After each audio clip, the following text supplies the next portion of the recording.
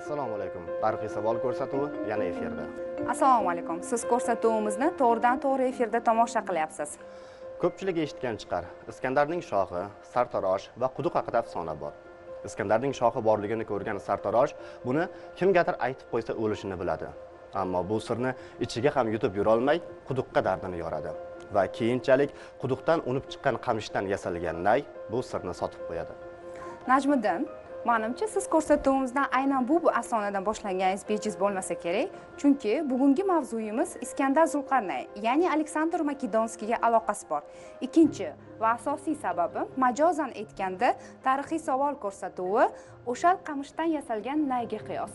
Ha, fikrlaringizda jon bor. Bugungi ko'rsatuvimiz Ellin madaniyati, aniqroq aytganda uning Janubiy O'zbekistonga ta'siri haqida bo'ladi. Keling, mavzuni ochiqlash uchun studiyamizga mehmonlarimizni taklif etganmiz. Ularni teletomoshabinlarimizga tanishtirib o'tsak. Xush kelibsizlar. Xush kelibsizlar. Rustam Sulaymonov, akademik. Umida Quronboyeva, O'zbekiston Respublikasi Fanlar akademiyasi Sharqshunoslik instituti ilmiy xodimi. Ulug'bek Xolmominov, O'zbekiston Respublikasi Fanlar akademiyasi Tarix instituti ilmiy xodimi. Javlon Joniyev, yozuvchi. Javliyev. Avvalo, xush kelibsizlar yana bir bor. Avvalo ellinizm atamasiga to'xtalsak, bu qanday ma'noni bildiradi? Fanda qachondan boshlab ishlatila boshlangan? Shu vaqtda kengroq tushuncha bersak teletomoshabinlarimizga. Marhamat o'g'li. Ellinizm nomi Ellin xalqi nomidan kelib chiqqan. Buning ma'nosi shundan iboratki, Iskandar yurishlardan so'ng grek madaniyati kirib keladi bu yerga. Chunki yirik bir migratsiya, kattakan xalq ko'chib kelyapti. Urf-odatlari bilan, qurol-yarog'i bilan, tili bilan, madaniyati bilan, ko'mish tangalari bilan, drahmalari bilan. Albatta buni ta'siri mahalliy nimaga, madaniyatga albatta ta'siri katta bo'lgan. Grek yozuvi uzoq yillar saqlangan. Eftalitlarning yozuvi grek harf asosida ishlatilgan, misol uchun. Teatr san'ati, masxara deymiz, maska so'zidan. O'lchovlar turli tuman. Mana shu, lekin aynan grekda madaniyati bo'lmagan. Aralash holda, mahalliy madaniyatga uyg'unlashgan holda rivojlangan ellinizm madaniyati. Shuning uchun tariximizni 4-asr 330-yil kirib kelgan bular. To eramizdan oldingi 2-asrning o'rtalarigacha ellinizm davri deyiladi. Lekin ellinizm madaniyati qarib islom davrigacha alomatlari, yutuqlari saqlanib kelgan. Ellinizm ma'nosi shu.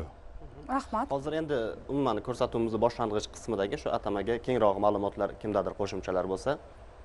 Ellinizm so'zi domla aytganlaridek, bu o'sha Ellada, Yunoniston, o'sha Bolqon yarim orolida paydo bo'lgan bir davlat nomidan. Ellinizm tushunchasi bizning tariximizga kirib kelgani shu to'g'ridan-to'g'ri Iskandar Zulqarnayn, ya'ni Aleksandr Makedonskiyning yurishlari bilan bog'liq. Aynan Aleksandr Makedonskiy miloddan avvalgi 323-yilda vafotidan keyin uni yirik imperiyasi, bizga ma'lumki, u juda ham kam umr ko'rgan. O'zidan keyin merosxo'rlar ham qoldirmagan.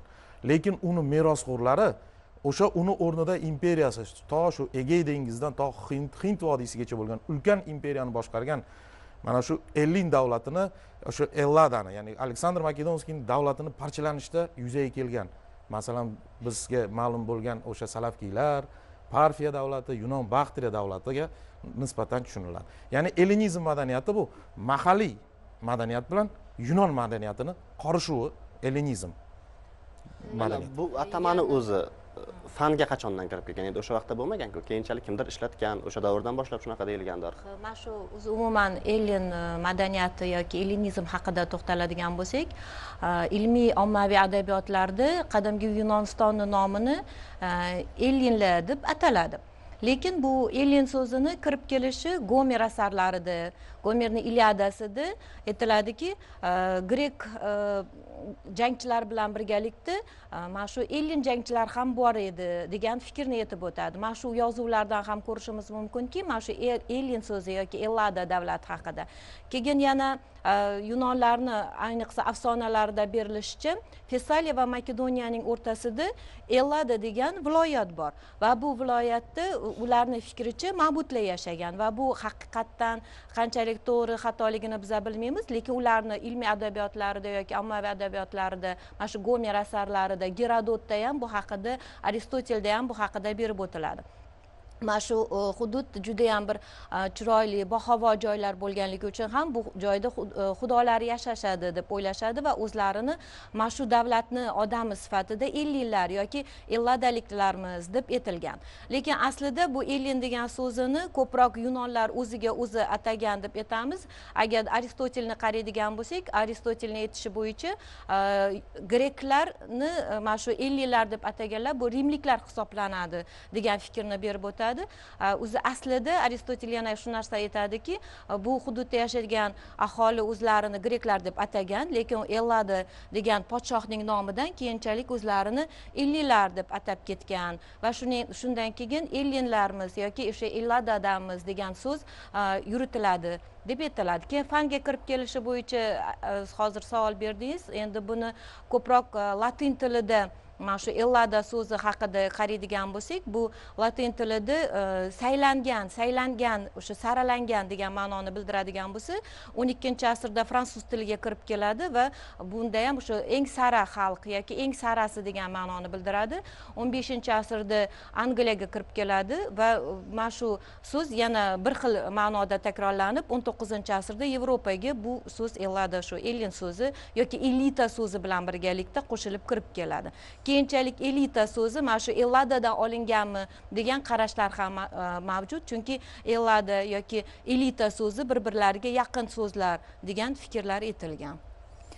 Tarixning qaysi davridan va qaysi jarayonlar bu madaniyatning yoyilishiga sabab bo'lgan? Endi agarda qarab chiqadigan bo'lsak, mana shu ellinlarni, o'zi umuman Elladani bizani O'rta Osiyoga kirib kelishi bo'yicha savol beryapsiz. Aleksandr Makedonskiyni o'zi umuman ellinlarni yashagan hududini qaraydigan bo'lsak, Afinani shimoli g'arbidagi yashagan hududda yashagan xalqlar o'zlarini greklar, yunonlar deb atasa, Afinani shimol sharqidagi yashagan xalqlar o'zlarini ellinlar deb atashadi. Va mana shu narsani natijasida Aleksandr Makedonskiyni bu 338-yilda miloddan avvalgi Yunonistonni bosib olgandan keyin, bu umuman birlashtirilgandan keyin Yunonistonni Aleksandr Makedonskiy miloddan avvalgi 334-yilda sharqqa yurishni boshlaydi va mana shu sharqqa yurish boshlagan paytda bu umumiy qo'shinlar hammasi birlashib, Elladani madaniyati ham qo'shilib sharqqa yurishda O'rta Osiyoga kirib keladi miloddan avvalgi 329-yilda. Chunki mana domla ham hozir aytib o'tdilar, miloddan avvalgi 330-yilda Doro 3 Ahamoniylar davlatining so'nggi sulola vakili Doro 3 bilan Gavgameladagi bo'lgan jangda Aleksandr Makedonskiy g'olib bo'lgandan keyin sharqqa to'g'ridan-to'g'ri qilib kirib kelishiga yo'l ochiladi va shu bilan endi turli xil rivoyatlar bor. Besni quvib kelish natijasida Amudaryodan miloddan avvalgi 329-yilda o'tgan degan aytilgan rivoyatlar ham bor va shuning natijasida miloddan avvalgi 329, 328, 327-yillarda O'rta Osiyoga kirib keladi. Aynan shu rivoyatlar mahalliy manbalarda ham qayd etib o'tilganmi yoki faqatgina shu Aristotel, ya'ni grek Rim manbalaridan asosidan shunday xulosalar beriladimi? Ko'proq ma'lum bo'lishicha, bu ma'lumotlar ko'proq o'sha Yunon tarixchilari. Masalan, biz biladigan o'sha Strabon, Plutarx, Quint Curtius Ruf, keyin Titian, shunga o'xshash ko'plab o'sha davr muarrixlarni, albatta ko'plari hatto to'g'ridan-to'g'ri tanish ham bo'lgan Iskandar bilan, Aleksandr bilan. O'shalarda ma'lumotlarda ko'proq uchraydi, albatta. Ellin madaniyati bizga yoyilishida ham har taraflama, arxitekturasida ham ko'zga tashlanadi juda ham. O'sha biz hozirgi kunda ko'rgan kolonnalik binolar, hammasi yunon ta'siri, yunon arxitekturasi asosida. Endi hozir biz ko'rsatuvimizni boshidan Iskandar Zulqarnayn va Aleksandr Makedonskiyni aynanlashtirib gapiryapmiz. Ko'rsatuv boshida Hilol opa bilan ham gaplashib qoldik. Aynan bu ikkita shaxsni bittasi aynanlashtirish xato degan qarashlar ham bor ekanda. Shunga qanday munosabat bildirasizlar? Aleksandr degani bu Hind-Yevropa tillarida qadimiy Avesta tiliga ham yaqin. Aryaxshatra, Arilar podshosi degan tushuncha bor qadimiy sharqda. Aleksandr nomini shundan keltirib chiqishadi ba'zi bir mutaxassislar. Endi Aleksandr bu yoqqa kelgandan keyin uni tarixi qoladi bu yerda. Hind manbalarida ham Iskandar nomida ketgan.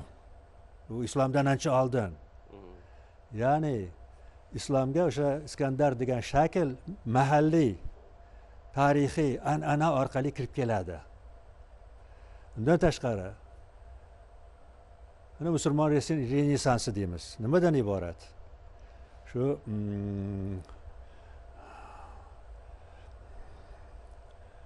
9-8 asrlarda Mamuniylar Bag'dodni qurdirishadi, Baytul Hikma ishga tushadi. Barmakiylar, O'rta Osiyodan chiqqan barmak, turkiy so'z, turk xalqoligidan qolgan elitalar bular. Xizmatga o'tadi. Xalifaga. Vazirul Azam barmak. Ana shu odamning tashabbusi bilan butun madaniyat, mana shu xalifat merosga o'rab qolgan madaniyatni hammasini arab tiliga tarjima qilintiradi. Ana shu davrda Aleksandr haqidagi rivoyatlar, asarlar, afsonalar islom madaniyatiga kirib boradi. Va Iskandar haqidagi afsonalar Amir Temur davrida ham, undan oldingi davrda ham mashhur bo'lgan. Shuning uchun u bizning tariximizda yirik bir tarixiy shaxs, bir personaj sifatida azaldan bor Iskandarning obrazi, nomi. Rahmat. Hozir Javlon akaga savol bermoqchi edim. Hozir domla aytganday, Iskandar Zulqarnayn obrozi o'sha vaqtdan toki bugungacha adabiyotda bir qahramon atrofiga turli ijobiy yoki boshqa ma'nolarda, afsonalarda yig'ib olgan qahramon sifatida ishlatiladida. Aynan shuncha bizdan 2000 yillik oldindagi bir odamga buncha yukni yuklash adabiy jarayonda nimaga zarur? Yoki boshqa holatlar, boshqa qahramonlar ham bor edi-ku. Albatta bu mana shu xalqning orzu umidlari, xalqning bir shahanshoh haqida, yetakchi haqidagi ulug' bir orzularning bir tepalagik timsolida. Ya'ni biz o'sha Firdavsiyni asarida ham, shohnomasida ham Iskandar Zulqarnayn haqida katta bir qism bor. Unda ham bevosita shu yunonlarning adabiyotidan foydalangan qarashlar bor va keyin Nizomiyda ham, Hazrat Navoiyning asarida ham o'sha Iskandar Zulqarnayn orzudagi hukmdor sifatida gavdalanadi. Ya'ni elni, xalqni adolatga boshlaydigan, uni bir yaxshi kunga yetaklaydigan hukmdor sifatida mana shu uzoq olis tarixda o'tgan Iskandarni bir ideal variant sifatida ko'rish bor. Keyinchalik bu adabiyotimizga juda chuqur kirib keldi va mana hozir siz o'sha ko'rsatuv boshida ta'kidlagan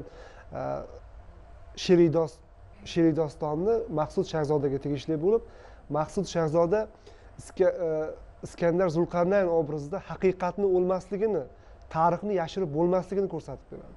Ya'ni Iskandarning shohi borligini bu ramziy obraz bo'lib, ya'ni sen tarixdan nimaniki yashirmoqchi bo'lsang, o'sha nayda ham saqlanib qoladi. Tarixdagi hech qanday narsani yashirib bo'lmaydi. O'shaning uchun haqiqatni bir timsoli sifatida xalq mana shu qiyinchiliklar ko'rgan paytida, xalq turli bosqinlarda uchragan paytida borgan sari menimcha shu ustozlar bilsa kerak, Iskandar Zulqarnayn haqida afsonalarning son-sanog'i yo'q bo'lsa kerak. Bu bevosita shu xalqning orzu umidlari bilan, ideyalari bilan bog'liq deb o'ylayman. Keyinchalik hozirgi jarayonlar haqida gaplashyapmiz. Yunon va Sharq madaniyati o'sha jarayonlardan keyin bir-biriga uyg'unlashib, bir-birini to'ldirib rivoj etdimi yoki qaysidir ustunlikka erishib, qaysidir bosib yordimi?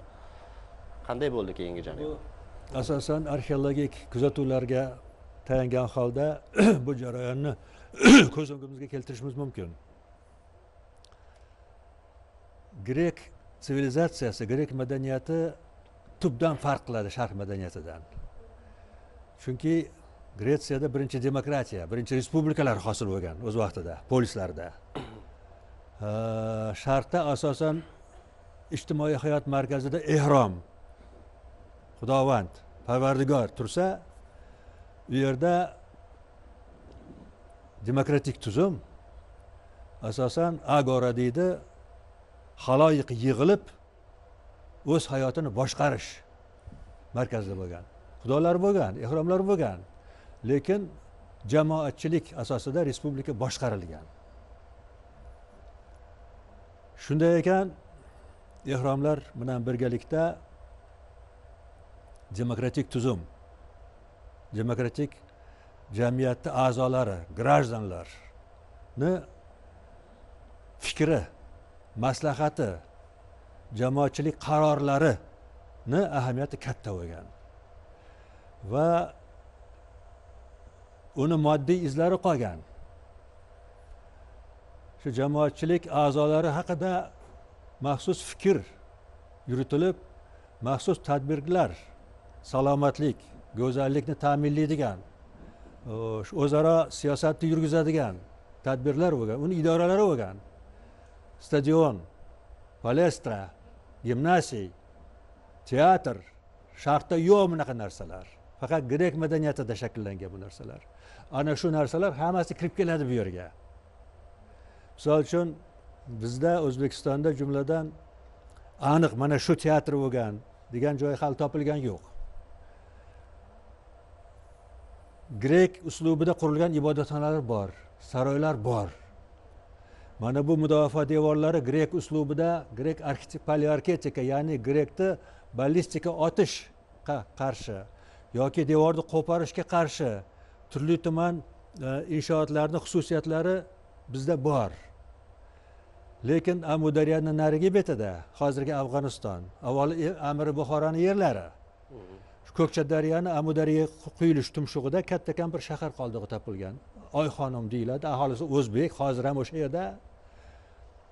Shuni bir 20 yil, 30 yil mobaynida shu 60-70 yillardan boshlab turib 90-yillargacha Fransiya arxeologik missiyasi kovlagan. Marmardan qurilgan imoratlar, kattakan stadion, palestra, teatr, hammasi bor u yerda. Shu ellinizm madaniyatining yorqin misoli sifatida O'rta Osiyoda ma'lum bo'lgan bu narsa. Undan tashqari, Berfda, Nisa degan joylar bor Qoshqovatda oldida. U yerda ham shu kabi inshootlar topilgan. Ayniqsa mana bu Pahlaviylar 2-asrdan boshlab 3-asr eradan oldingi davrda boshlab turib o'sha Parfiya mamlakati bor Janubiy Turkmanistonda. Orol dengizidan kelgan daxlar, sarmatlar, skiflar bosib oladi birinchi bo'lib Iskandardan keyin Pahlaviylar madaniyati davlati paydo bo'ladi. 1-asrda Mitridat, Mehrdod degani, ya'ni Xudo berdi degani. Mehr bu quyosh. Quyoshparast bo'lgan bular. Parfiyaning hududi Kushondan to Mesopotamiyagacha kengayib boradi. Buyuk bir saltanatga aylanadi bu. Mana shu Parfiya davlatida juda ko'p bunaqa inshootlar, namunalar, shu sharqiy madaniyat bilan ideologiya, Zoroastrizm bu davrda, sharq ideologiyasi, lekin tashqi qiyofasi ellinizm san'atini to'liq yutuqlarini o'ziga o'zlashtirganligini ko'rsatadi bizga. Rahmat, Umid opa qo'shimcha qilmoqchisiz. Marhamat. Mana shu agarda qaraydigan bo'lsak, mana domla aytayotganlaridek, o'sha Aleksandr Makedonskiy vafotidan keyin uni o'sha diadoxlari, ya'ni vorislari hokimiyat tepasiga qarab intilishadi va bularning 11 yil davomida Aleksandr Makedonskiy vafotidan keyin hukmdor kim bo'lishi noaniq bo'lib turgan bir davr ketadi va shundan keyin 312-yilda Aleksandr Makedonskiyni yonida yurgan shu harbiy sarkarlardan biri Salavka hokimiyat tepasiga keladi. Va mana shu Salavkani hokimiyat tepasiga kelgandan keyin bu hududda mana shu O'rta Osiyoni, ayniqsa O'zbekistonning janubiy qismi, bu yerda Sug'diyoni, Baktriya, Parfiya, Marg'iyona hududlari Aleksandr Makedonskiy tomonidan shu egallab olingan hududlarda tinchlik bir davri boshlanadi, ya'ni savdo sotiqqa ko'proq e'tibor berilishi, qurilishga ko'proq e'tibor berilishi boshlanadi. Ayniqsa bu narsa Salavkaning o'g'li Antiox davrida, uning 20 yillik hukmronlik davrida amalga oshiriladi. Hattoki shunaqa bir faktlar borki, Dajla daryosining bo'yidagi Salavkiya shahridan to Baktriya shahrigacha bo'lgan karvon yo'li qurilgan va bu karvon yo'lidan keyin Xitoy va Hindistonga o'tadigan Buyuk Ipak yo'lining janubiy tarmog'i rivojlangan. Bu degani mana shu hudud, hozir biz gaplashayotgan hududimiz shunaqa bir karvon yo'llari joylashgan bir markaziy hududga aylanadiki, bu yerda savdo sotiq rivojlanadi. Domla aytganlaridek, haqiqatdan bu yerda juda ham ko'p qurilishlar, masalan Aleksandr Makedonskiyning o'zi 12 ta shahar qurganligi haqida bizda ma'lumot bor. Salavkiylar davrida, Antiox davrida 20 yil davomida undan ko'p shaharlar qurdiriladi. Masalan, bunga yana misol qilib aytishim mumkinki, miloddan avvalgi 252-yilda Baktriyaning hukmdori Diadut o'zini 1000 ta shaharning hukmdoriman deb e'lon qilib, Baktriyani, Yunon Baktriyani mustaqil davlatga aylantiradi. Va shundan ko'rishimiz mumkin, bu yerda qanchalik ko'p shaharlar qurilganligini va mana shu bu hammasi nimadan? Bu hammasi tinch siyosat yuritilgandan, urushlar, mana bu alg'ov-dalg'ovlar tugaganligidan dalolat beradiki, bu yerda o'sha savdo sotiqining rivojlanishi natijasida mana shu yuksak rivojlanish davri ayni mana shu miloddan avvalgi 3-2 asrlarda ellinistik madaniyatining rivojlanish davri hisoblanadi. Lekin bilamizki, bu hududlarda o'sha paytda Eron madaniyati hukmron, ya'ni yashayotgan edi. Ya'ni Ellin madaniyati bilan mahalliy tub, shuningdek Eron madaniyatini o'rtasidagi qorishma yoki qandaydir bir kurashlar ham bo'lib o'tganmi tarixiy jarayonlarda? Albatta, agarda bu yerda qaraydigan bo'lsak, mana 6-asrdan Ahamoniylar davlatini O'rta Osiyodagi hukmronligini ko'rib chiqadigan bo'lsak, bu yerda Kir II yoki Doro Ini O'rta Osiyodagi hukmdorligi va keyin 4-asrga kelgan paytda mana shu ko'plab bu hududdagi joylashgan davlatlar o'z mustaqillik uchun kurash qiladilar-da, Ahamoniylar davlatidan ajralib chiqadilar va natijada bu yerga kirib kelgan Ahamoniylar davlatining madaniyati va o'zlarimizning tub aholining madaniyati omuxtalashib ketadi.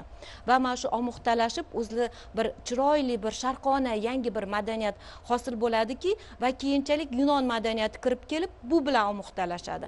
Va natijasida bizda aynan Yunon madaniyati yoki aynan Ahamoniylar madaniyati saqlanib qoldi deya olmaymiz, chunki u bizani tub aholining madaniyati bilan aralashgan holatda, o'zimizga mos holatda yangi bir madaniyat yuzaga keladi. Buni arxeologiyadagi, arxitektura obidalarida ham ko'rishimiz mumkinmi? Albatta ko'rishimiz mumkin. Salavka Aleksandrning vafotidan keyin boshqargan Markaziy Osiyoni boshqarish juda qiyin, O'rta Osiyo, mana shu janubiy hududlarni boshqarish unga juda ham qiyin kechadi. Chunki birinchidan Salavkiylar davlatining poytaxti O'rta Osiyodan ancha uzoqligida. U boshqarishda juda ham ko'p qiynalganchiliklarga uchragan. Ayniqsa mahalliy aholi tinimsiz qo'zg'olonlar natijasida oxir oqibatda Salavka ular bilan murosa yo'li bilan mamlakatni boshqarishga harakat qildi. Shuning uchun u mamlakatni xuddi Fors davlati kabi Ahamoniylarga o'xshab satrapliklarga bo'lib boshqargan. To'g'ri, Salavkiylar davlati hududi jihatidan Aleksandrni Makedonskiy tuzgan davlatni hududidan anchagina kichkina edi. Manbalarda 20 dan oshiq, 26 ta, qaysidir manbada, qaysidir manbada 28 ta satrapliklar. Shuni aynan eng boshqaruv Baktriya hududi, Janubiy O'zbekistondagi hozirgi bosib olingan hududlar Markaziy Osiyo boshqarish uchun eng qiyin bir o'lka sifatida qo'yildi. Shuning uchun u o'z vorisi Antioxni mamlakatni o'ziga voris qilib, ya'ni satrap, noib qilib qo'yadi. Boshqaruvda albatta u anglab yetadiki, mahalliy zodagonlardan ham qo'yish kerakligini. Lekin baribir to'g'ri, asosiy urg'uni Yunon, Makedoniyaliklar boshqargan bo'lsa, mahalliy zodagonlarga ham beradi. Arxitekturasida juda ko'plab ko'rishimiz mumkin. Hatto ularning ta'siri shunchalik darajadaki, Choch, masalan, shu qadimiy Toshkent atroflari ham Choch ham Yunon madaniyati kirib kelgan. To'g'ri, Aleksandr yo Yunonlar birontasi kelmagan bo'lsa-da, misol uchun manbalarda ko'rsatib turibdiki, hozirgi Toshkent viloyatidagi Qanqa yodgorligida qadimda uni o'rnida yaksart orti ya'ni Sirdaryo bo'yi Antioxiyasi degan shahar borligi. Bu nimadan ko'rinib turibdi? Elin madaniyatini nafaqat bosib olingan hududlar, balki qo'shni hududlarga ham yoyilganligini ko'rishimiz mumkin. Dovon va Xorazm davlatlaridachi? Dovon va Xorazm davlatlarida bu narsa ham nisbatan kuzatilgan, to'g'rimi domla? Ta'siri bor, lekin bunchalik darajada. Hokimiyati tarqamagan u. Hokimiyati tarqamagan. Mustaqil qolgan ular. Ya'ni arxitekturada ta'sirini ko'rishimiz mumkin. Moddiy madaniyatda, san'atda bor ta'siri. Rahmat. Demak, bundan bilinadiki, o'zi tarixda madaniyatlar ayrimlari shu kuch bilan yoyiladi, ayrimlari qandaydir ustunligi tufayli o'z-o'zidan omuqtalashadi. Moda, odat.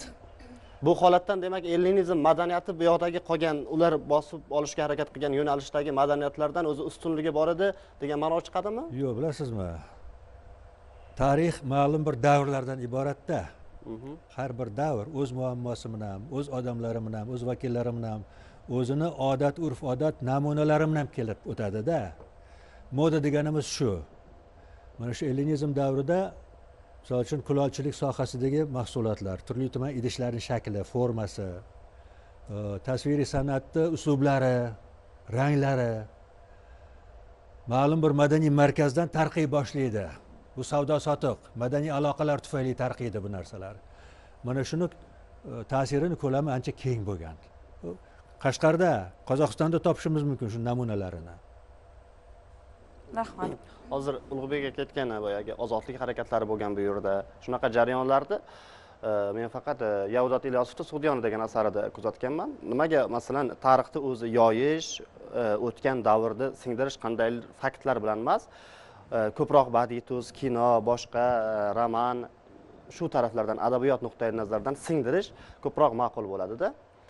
Undan keyin nimaga aynan o'sha jarayonlar bo'yicha bir bizni adabiyotimizda, san'atimizda bir yoritib beradigan, odamni singdiradigan odamga izlanishlar yo'q. Bizni yo bor bo'lsa biz bexabarmiz. aynan shu elin madaniyatining, umuman o'sha bosqin davrini, o'sha paytni aynan ko'rsatib beradigan adabiyotlar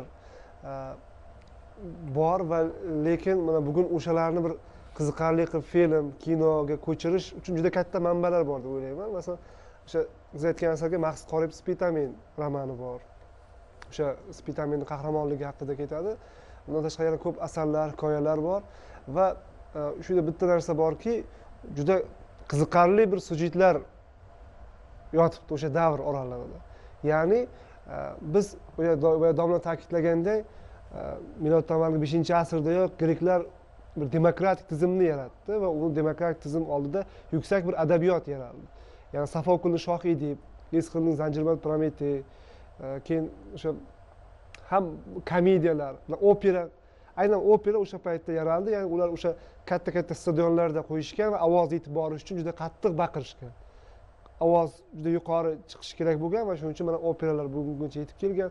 Yuksak bir adabiyot nazariyasi yaratildi. Mana shu dramaturgiyaning qonun qoidalari yaratildi. Va bugungi kungacha o'sha qonun qoidalar o'z ahamiyatini yo'qotmagan. Bugun Shoh Edip hozir mana shu o'tgan davr mobaynida kim rejissor, qaysi bir rejissor qo'ysa yangi bir talqin bilan chiqaradi, yangi bir talqinni olib chiqadi. Ya'ni o'z ahamiyatini yo'qotmagan.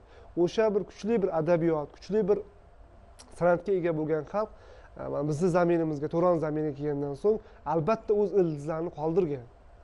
Va bizdan mana shu epik dostonchilik, epik bir ohanglar, mana shu mamlakatimizning tasviri va katta bir o'rganishni olib borgan. Bizni adabiyotimizdan ko'ra ularni adabiyoti bizdan ko'p narsani olib va o'sha ko'p narsa yozishgan va bugungi kunga saqlangan manbalar ham aynan grek manbalari. Bizdagi adabiyotlar saqlanib qolgan. Keltira olasizmi? Bizni adabiyotdan ularning adabiyotiga o'tgan ko'p narsani olgan deb aytib o'tdingiz. Ko'pincha aytiladiki, masalan, Avisto dostonimizdagi qahramonlar o'sha grek manbalarida uchrashligini aytadi. Boya domla ham aytib o'tdilar.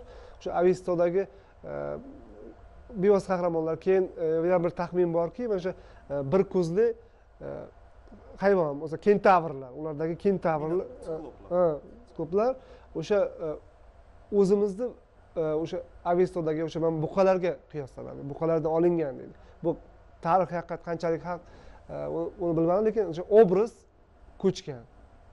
ya'ni bizni madaniyatimizdan ular chuqur o'sha ulardagi shakllangan nazariya yozish ko'nikmasi tarixiy haqiqatlarni bitish salnoma yaratish qobiliyati ularda kuchli bo'lganligi va shakllanganligi uchun ular ko'p narsani saqlab qolishga erishilgan bizni madaniyatimiz urgani. Shu o'rinda yana bitta savol berib o'tsam, Najmiddin, siz to'g'ri aytib o'tdingiz, shu badiiy to'qimani roli juda katta insonni hayotida, xususan tarixni anglashida ham. Ya'ni Aleksandr Makedonskiy O'rta Osiyoga kelgandan keyin Go'zal Sharq, ya'ni qizi Sogdianaga oshiq bo'ladi deyiladi. Shu hozirgi kunda ham adabiyotda aktual hisoblanadimi? Aktual hisoblanadi. Adabiyotda aktual mavzu yo bironta mavzu degan narsa yo'q, uni qanday berishdi. Agar siz aktual mavzuni ham juda zerikarli qilib ko'chirishingiz mumkin. Adabiyot o'shani o'rtasidagi muhabbatni, u mutlaq tarixiy haqiqatga ham tayanishi shart emas adabiyot. Va o'sha Sogdiana va Aleksandr Makedonskiy o'rtasidagi muhabbatni bir go'zal bir filmlar, go'zal bir asarlar yaratish mumkin. Faqat uni o'sha yozuvchidan ijodiy mahorat talab qilinadi. Uni o'sha dolzarb olib chiqish yoki bir olib chiqa olmaslik. Agar uning tarixiy ildizlariga nazar soladigan bo'lsak-chi, tarixchilarimiz bunga nima deydi? Ya'ni Sogdiana obrazi haqida. So'g'jonni ham. Misol uchun Samarqand, Buxoro, Qarshi, Termizlarda, Xorazmda ham bor bu narsa. Terakota san'ati deyiladi. Turli tuman ma'budalarni tasvirini qolipda bosib, pishirib, statuetka qilib, haykalchalarni butun aholiga sotilgan. Bu ayol zotini sig'inadigan, asraydigan tumori sifatida xizmat qilgan bu narsalar. Qolib ellinizm davrida grek liboslar bilan kiyilgan, nimadan bosgan. Bu qoliplar asrlar mobaynida xizmat qilib kelgan. Libos o'zgarib ketgan, xalq o'zgarib ketgan, ustuvosh boshqacha. Lekin haligi ellinizmdan qolgan namuna, standartni o'sha kosiblar eski nimadan yana bitta qolip yasab, qaytadan shtampovka qilib tarqatavergan. Sizga bir misol. Ellinizmda mana shu faqatla shu texnikaviy tufayli saqlanib asrlar mobaynida tiraj bo'lib tarqalishini sababi misoli sizga. Yana bitta misol aytmoqchi edim, domlaning gapini davom ettirish maqsadida. Avestadagi yoki Zardushtiylik dinidagi Anahita hammamizga ma'lum, bu suv ilohasi deb aytiladi. Mana shu Anahitani keyinchalik Yunonlar o'zini kemalarini tumshug'iga ayol tasvirini, timsolini qo'yishadi-yu, mana shu Anahita deb beriladi. Mana shu Avestadan ko'chgan Yunonistonga degan shunaqa fikrlar ham bor. Keyin boya boshda aytib o'tganingizda yana shunga qaytadigan bo'lsam, nimaga Ellin madaniyati bu darajada tarqalib ketdi? Buni sababi nima? Moda, mana shu adabiyot deyildi. Keyin yana meni fikrim shunaqaki, bu qulayligidir. Masalan, Yunon madaniyatini kirib kelgan paytda Yunon tili, Yunon o'lchov birliklari, Yunonning pul birliklari kirib keladi bizga. Va keyin mana shu masalan o'lchov birliklarini qulayligi, ularning tilini qulayligi, ularning pul birliklarini qulayligi ham bu aholini orasida tez tarqalib kelishiga, hattoki bosib olinmagan hududlarga ham mana shu pulni tamg'alaridagi tasvirlari, mana domla aytgandek moda deganlaridek shu narsa, shunaqa chiroyli bo'lishi, bu iste'molga qanchalik darajada kirib kelishiga va uni xalq qanchalik darajada qabul qilishi ham buni tez tarqalishiga o'zini ma'lum bir miqdorda hissasini qo'shgan deb o'ylayapman. Men shu yerda qo'shimcha qilsam, Yunon mifologiyasida, Ellin mifologiyasida biz bilamiz, ayniqsa haykaltaroshlik ham juda rivojlangan bo'lgan. Ularda haykaltaroshligi bizga kirib kelgan. Oddiy xalqqa ma'budlarni yoki haykallarni qo'pol qilib ishlash oddiy xalqqa tushirish qiyin bo'lgan. Shuning uchun Yunonlar yosh yigitlar timsolida yoki chiroyli bir malaklar misolida mana shunaqa haykallarni yaratishgan.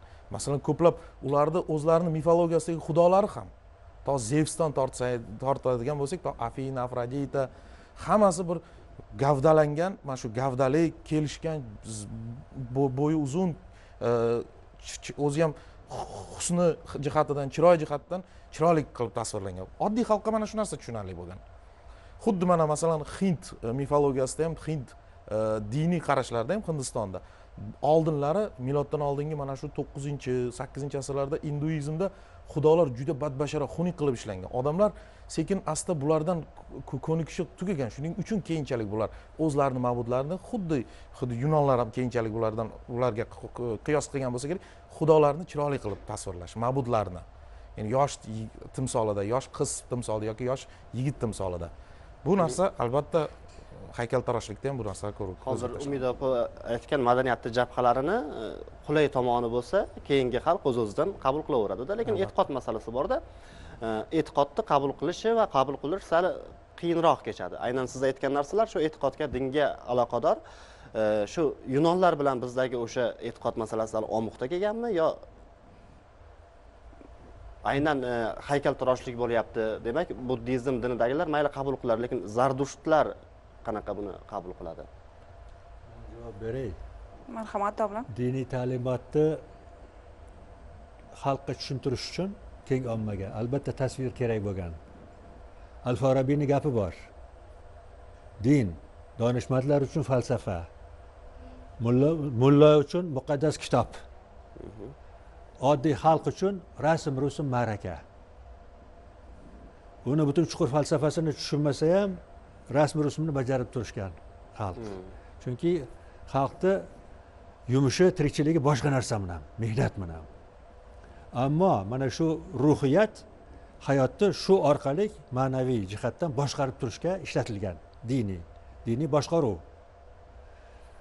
Bu jamiyatni tartibga solishda birinchi yo'li bo'lgan sivilizatsiyada. Endi greklarning namunasini, hayot tarzini hozirgacha saqlanishini ikkita misolni keltiray.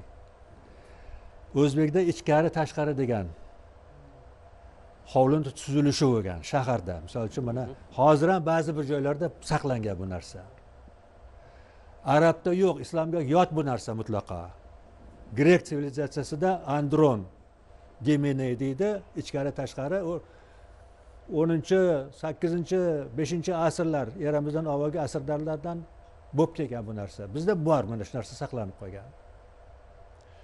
Keyin mana bu kishi aytdilar, ma'budalar. 19-20 asr boshlarigacha Amudaryada, Orol dengizida yuradigan kemalar, Xorazm kemalarining juda ko'pida, tumshug'ida, asosiy tumshug'ida bunday bir kattakon cho'p ushlab turgan, unga kelib taxtalar qoqilgan odatda. Shuni boshida ayol ma'budasini tasviri, ko'kragi, sochlarini o'yib ishlangan bo'lgan. Buni ma'nosi bor. Xorazmda suv ruhiyati, ambar ona obrazi.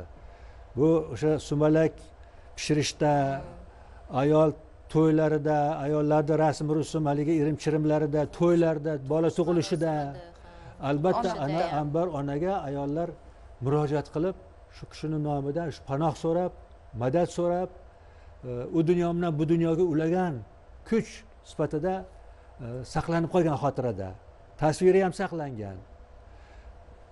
Ya'ni o'sha Amudaryaning ruhi baliqchi, qayiqchi, suv kechuvlarni saqlash kerak bo'lgan. Shuning uchun tasviri bo'lgan bu yerda.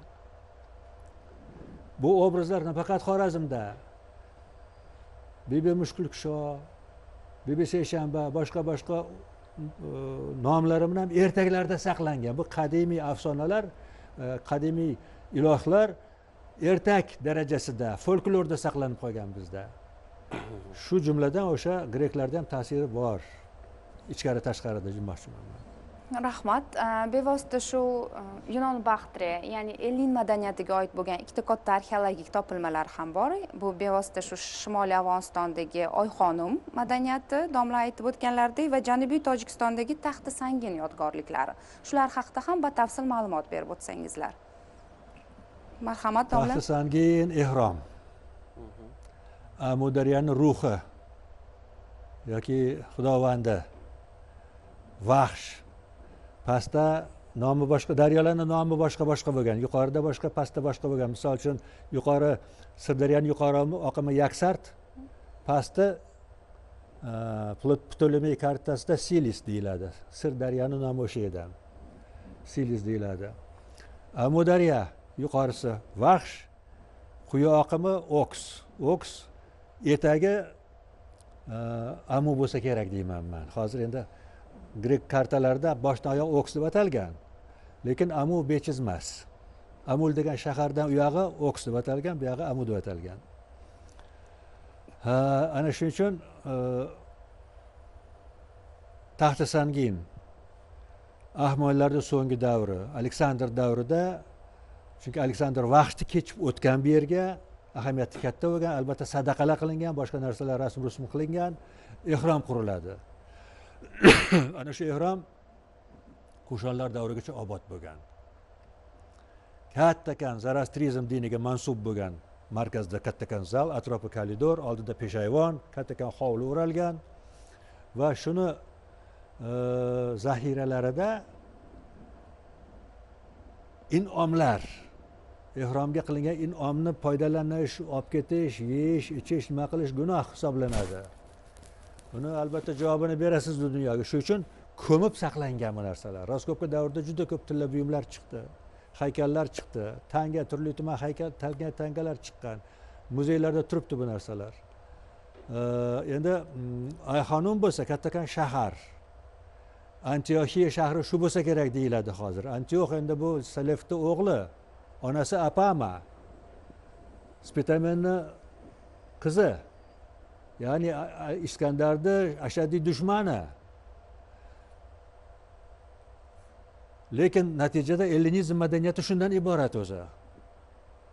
Hamkorlikdan iborat. Kompromissdan iborat. Bo'lmasa sivilizatsiyani yaratib bo'lmaydi. Hayotni yurgizib bo'lmaydi. Konflikt bo'lib turaversa. Ana shu natijasida Ayxonumda biz birinchidan mahalliy madaniyat ehromlari bor.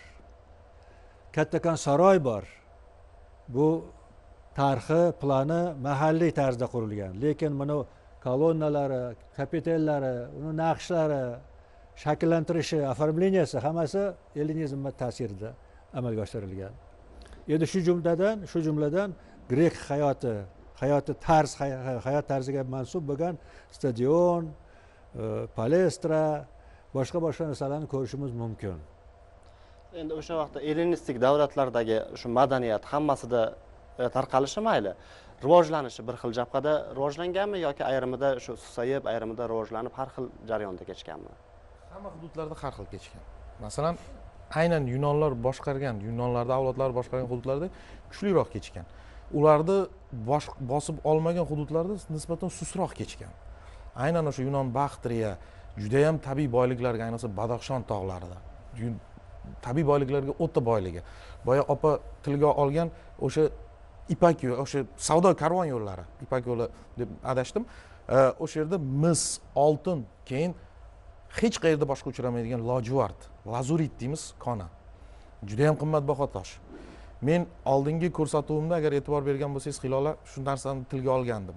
Haligi Qang davlatida aynan lojuvard Misrda topilgan Tutanxamonni haligi tobutidagi maskasidan, niqobida aynan Badaxshonda lojuvardi. Qanday yo'llar bilan bo'lgan? Albatta bu savdo yo'li bilan. Shu madaniyat Sharq bilan G'arb madaniyatini uyg'unlashuvi orqali borgan. Misrga, Afrikaga borgan. Ko'ryapsizmi? Bu madaniyat o'ziga xos bir kuchli madaniyatligini ko'rishimiz mumkin. O'sha lojuvard mana shu uzoq Sharqqa, Mesopotamiyada, Bobilda ham uchraydi. Bu lojuvardni mana shu ayniqsa boylar, zodagonlar taqinchoqlarida, har xil yuvelir taqinchoqlarda, zargarlik buyumlarida bu narsani ko'rishimiz mumkin. Hozir uchratishimiz mumkinmi? Zamonaviy o'zbek taqinchoqlarida masalan. Bor. Ko'kimtir tosh. Mana agar e'tibor bersangiz, mana boyagi kechagi sizga rasmlarda, illyustratsiyalarda ko'k tosh o'sha lojuvard. Hozir ko'p O'zbekistonda ham juda ham ko'p. Men ko'p uchratdim bu narsani, chunki bitta joyda qazilgandi. Faqatgina bitta joyda qazilgan. Badaxshonda Afg'onistondan olib kelinadi. Endi bu Afg'onistonning lojuvardi haqiqatdan ham shunaqa mashhur, haqiqatdan ham bu Ipak yo'lidan oldingi yo'llar 2-chi mingyillikdagi bo'lgan mana shu karvon yo'llaridan olib kelib, haqiqatdan ham shunaqa darajada eng buyuk, eng bir chiroyli toshlar sifatida taqdim etilgan eng kerakli odam. Tovlanib turganda, keyin lojuvardni mifologik tarafdan ham, masalan, ilohiylashtirgan mahalliy aholi. Hozirgi kunda ham o'sha biz biladigan progressiv islom dini davlat dini qatoriga ko'tarilgan Afg'onistonni ham lojuvardni ilohiylashtirishadi, muqaddaslashtirishadi. Lojuvard bir qandaydir bir yuqori mavqeni ko'rsatadi. Lojuvardni mana shunaqa xususiyatlari ham bor-da. Va kelgan mehmonlarga Afg'onistonda lojuvarddan yasalgan katta o'sha tog'oraga o'xshagan yoki tarelkaga o'xshagan katta lojuvard idish sovg'a qilish ularda an'ana turiga kirgan. Shu narsani ko'rishimiz mumkin. Keyin yana bir shunaqa to'ldirish ma'nosida aytmoqchi edim.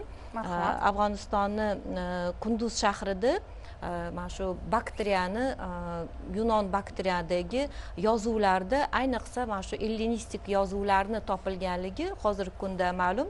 Masalan, u yerda ko'rishimiz mumkin Yunon yozuvi Kushon davrida ham mana shu Yunon yozuvidan foydalanganlar. Bu demak, mana shu ellinizmni qanchalik darajada bu davlatlarga ta'sirini ko'rishimiz mumkin bundan. Rahmat. Endi hozir siz Yunonlar tomonidan boshqarilgan yoki bosib olingan davlatlarda nisbatan yaxshi rivojlangan dedingiz-da. Hozir domlani aytgan holatida bo'yicha bo'ladigan bo'lsak, aynan Yunonistonda o'zida teatr, boshqa shunga o'xshagan ijtimoiy fanlar yana falsafa rivojlangan. Aynan biz ularning taqinchoqlari, shahar sozligi, keyinchalik bilan tangalari, kema sozligi bizga o'tgan u tomonlarida ham bir yoyilishi, ta'sir qilinishi bo'lganmi, yo'qmi? Juda bo'lgan. Bu oldindan bo'lgan. Misol uchun Yunon faylasuflarida asarlarida eng qadimiylarida 6-5 asrlardagi asarlarda donishmand Zoroastr bunday dedi, davru davronni bunday bo'ldi, bunday ming yillar qildi, tarixda falon o'lchovini taklif qildi. U dunyoyu bu dunyo ma'nosini falsafada keltiradi bular. Yunon falsafasini boshlanishida, ibtidosida shu Zaratushtra qadimiy, juda ko'na ajdodimizda g'oyalari nima desam bo'ladi? Bir ma'lum bir urug' sifatida xizmat qilgan. Shuni g'oyalari negizida Yunon falsafasi rivojlanib ketib qolgan. Rahmat. Keyin o'sha ma'nosida aytish mumkin. Masalan, Gerodot asarlarida xorazmiylar haqida ma'lumot beradi. Ularni hattoki o'q yoylari tilladan qilingan, misdan qilingan yoki Strabon asarlarida ham mana shu bizning O'rta Osiyoni, o'sha Amudaryo, Sirdaryoni joylashgan hududlari qanaqa tog'lar borligi haqida ma'lumotlar beriladi. Bu shu narsani ko'rsatadiki, ular ham O'rta Osiyo haqida ma'lumotlarga ega bo'lganlar va o'zlarining adabiyotlarida, mana shu hozirgacha masalan bizga yetib kelgan adabiyotlarida bu narsani o'qib ko'rishimiz mumkin. Endi mana sizlar aytyapsizlar-da, bizdagi o'sha bor holat bo'yicha shulardan ulgu olib, ularda o'sha ilm-fan, falsafa shakllanishi haqida. Aynan bizda ham o'sha fanlar, shu holatlar shakllanganmi? Keyinchalik o'sha ikkalasini omuqtaligida shakllanishda aytyapman. Endi Qutayba ibn Muslim tufayli yozma manba qolmagan. Biruni yozib qo'yibdi buni. Qutayba ibn Muslim Xorazmga kelib, butun kitoblarimizni gulxan qilib yoqdi. Ehromlarimizni poymon qildi. Xorazm tilini, dinini biladiganlarni qirdi surunkasiga 1000 yil oldin yozib qo'ygan. Shuning uchun bir narsa deyishga asos yo'q hozir, manba qolmagan. Mujdalar ham qandaydir? Labay. Shunchaki mujda beradigan bir belgilar ular ba'zi bir arxeologik topilmalar asosida misol uchun astrolab deydi. Yulduzlarni o'lchash va yo'l topish asbobi. Shuni sopoldan, metalldan emas, sopoldan qilgan siniqlari, chiziqlari bilan ba'zi bir raskopkalarda antik davrda, misol uchun Yerqo'rg'onda, boshqa joylarda, Samarqandda chiqadi. Kam uchraydigan narsa. Lekin bo'lgan. Borligini anglatadi. Bo'lgan. Umid opa, sizda agar qo'shimcha bo'lsa, bevosita shu Umid opam Beruniy asarlari bo'yicha ilmiy ishlarini olib bormoqdalar. Kechagi suhbatimizda ham aynan Elin madaniyati haqida Ibrayxon Beruniy asarlarida ham ma'lumotlar bor deb aytib o'tdingiz. Shunaqa, agarda qaraydigan bo'lsak, mana shu Yunon madaniyati yoki mana shu Ellen madaniyati, Yunon olimlarini O'rta Osiyoda o'rganilishi haqida, bu Farobiydan, Al-Xorazmiydan, Farobiydan, Ibn Sino, hattoki Beruniy asarlarida ham bu narsani ko'rishimiz mumkin. Ibn Sino bilan Beruniyni o'zlari Aristotelni o'sha metafizika asarini bir-birlari bilan bahslashib, hattoki bir-birlari bilan yozishmalar olib borganligi ham bizga ma'lum. Endi bevosita o'zimni olib borayotgan tadqiqotlarim bo'yicha gapiradigan bo'lsam, Abroyxon Beruniy asarlarini ichidan 1030-yilda yozilgan Hindiston asarida Yunon olimlarining 25tasini asaridan naql keltiradi.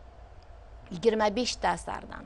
Bu degani, ya'ni musulmon sharqi olimlari Yunon adiblarini, Yunon olimlarini, Yunon mutafakkirlarini asarlarini o'rgangan va hattoki ulardan, masalan, Abroyxon Beruniyni shunaqa o'ziga xos bo'lgan jihatlari borki, u birovni asarini to'g'ridan-to'g'ri o'rganib qabul qilmaydi. Uni tekshirib ko'radi, o'zi izlanib ko'radi va boshqa asarlar bilan solishtirib ko'radi. Shunda ham topa olmasa, chiqadida shu narsa bo'yicha o'zi dala sharoitlarida shu o'zi atroflardan ko'rib shu narsani tekshirib ko'radi, tajribalar o'tkazib ko'radi. Undan keyin bu narsani yoki to'g'riligini o'zi isbotlab shu o'zini asarlarida keltiradi, noto'g'ri bo'lsa bu narsada xatolashganligini yozib tekshirib isbotlaydi. Masalan, Abroyxon Beruniyni asarida Aristotelni, Suqrotni, Ptolemeyni, Gipparxni, Yevklidni, Diogenni asarlari va ular haqidagi so'zlarni berib o'tadi. Birgina Hindiston asarida masalan 25 ta Yunon olimlarining asarini keltirib o'tganligini aytgan bo'lsam, bundan oldinroq yozilgan 1001 va 1004-yillar o'rtasida yozilgan Asarul Boqiya asarida esa Yunonlarning madaniyati va ularning kalendari, taqvimlari, ularning oy kunlari, ularning o'tkazadigan bayramlari haqida to'liq ma'lumotlar berishdan tashqari va Yunonistondagi podshohlarning, hukmdorlarning sulolalarining ismlari bilan va ularni qaysi davrda hukmdorlik qilganliklari haqida to'liq ma'lumotni beradi. Endi agarda qaraydigan bo'lsak, musulmon sharqi olimlari shu darajada Yunoniston haqida to'liq ma'lumotlarni bilyapti. Yana Beruniy o'zini asarida aytadiki, Saydanada ham bu narsani keltirib o'tadi. Men qo'limga kichkina paytimda bitta o'sha o'simlikni oldimda, buni qo'shnim bo'lgan Yunon qo'shnimga olib borib ko'rsatdim va buni nomi nima deb so'radim.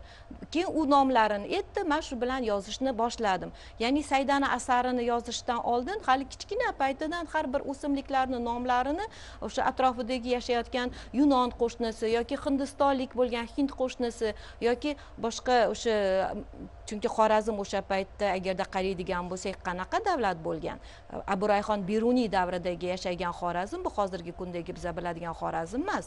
Bu juda ham katta hududni egallagan, ayni savdo yo'llarini mushtarak bo'lgan bir chorrahada joylashgan hudud bo'lganligi uchun ham turli millatlar bu yerda savdo sotiq uchun kelib yashaganligini ko'rishimiz mumkin va Abroyxon Beruniy Yunonlar haqida juda ham ko'p ma'lumotlarga ega bo'lganligini ko'rishimiz mumkin. Teletomoshabinlarimizga aynan Saydana va Asarul Boqiya asarlar haqida qisqacha izoh berib o'tsangiz, chunki orasida teletomoshabinlarning orasida tarixchi bo'lmaganlar ham bor.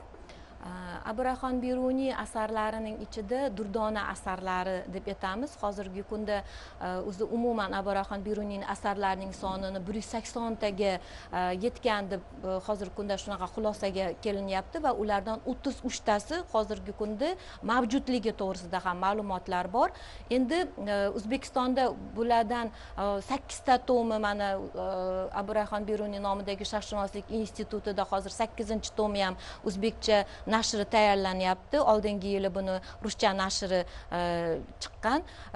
Buni ichida shuni ko'rib o'tishimiz mumkinki, Abroyxon Beruniyning Asarul Boqiya yoki qadimgi xalqlardan qolgan yodgorliklar asarida bu ensiklopedik yoki xronologik asarga o'xshaydi. Chunki bu asarning ichida turli xil millatlarning taqvimlari va ularning urf-odatlari, ularning podshohlari va ularni masalan o'ziga xos jihatlarini mana shu eng asosiy xronologiyasini bergan, kalendarlarini bergan bo'lsa, Saydani asarida bu o'sha vafotidan oldin yozilgan asarlardan bittasi, hattoki o'zi oxirigacha yetkaza olmaganligi haqida xabarimiz bor. Saydani asari butun umr bo'yicha yig'ilgan ma'lumotlarini mana shu o'simliklar to'g'risidagi va hayvonlardagi olinadigan bir shifobaxsh dorivor o'sha xususiyatlari to'g'risida ma'lumot beradi, turli xil tillarda va turli xil lahjalarda. Hozirgi kunda bu Saydani asarini o'zbekcha yangi nashri Abdurayhon Beruniy Sharqshunoslik institutida Suraya Karimova tomonidan amalga oshirilyapti va nashrga berishga tayyorlanyapti va buni yangi nashri xudo xohlasa mana shu yili chiqib qolsa ajab emas. Rahmat. Rahmat qo'shimcha ma'lumot uchun. Hozir biz ko'rsatuvimizda avvalidan qisman to'xtalyapmiz aynan arxitekturaga ta'siri haqida. Aynan shu ta'sir qanday bo'lgan, ya'ni shu ellinizmgacha bo'lgan jarayonda bizdagi qurilish, arxitektura qaysi yo'nalishdan ketardi, u ta'sirdan keyin bu qurilish ishlarida qanday o'zgarishlar bo'ldi? Keyin bitta muxlisimiz so'rabdi, iloji bo'lsa shuni aniq misollar bilan aynan bugungi Janubiy O'zbekistonda qaysi hududlarda shunga tegishli qaysi topilmalar topilgan arxitekturaga oid? Janubiy O'zbekistonda Dalvarzintepa, Halchayon, Eski Termiz va bir qator shu kabi o'sha davr, Qo'shon va undan oldingi davrga tegishli imoratlarda ko'rishimiz mumkin. Nashr qilingan, darsliklarga kirgan, tanishsa bo'ladi buni. Rahmat. Ayniqsa Ayrtomdagi arfa chalayotgan ayollar, buddizm xrami, lekin ellinizm shaklida qurilgan, buddizm shaklida qurilgan. Buddizm xrami. Keyin hozir boshida bugungi til bilan aytganda parlamentar respublikani ilk shaklini o'sha Yunonistonda boshlanganda o'sha jarayon. Bu o'sha ellinizm ta'sirida bu yoqdagi sharqdagi, xususan Markaziy Osiyodagi davlatchilikka ham ta'sir qilganmi o'sha jarayon, yo bizda endi u anovlari omuqtalari respublika qayerda bo'ladi? Bu respublika savdogarlar respublikasi bo'lgan.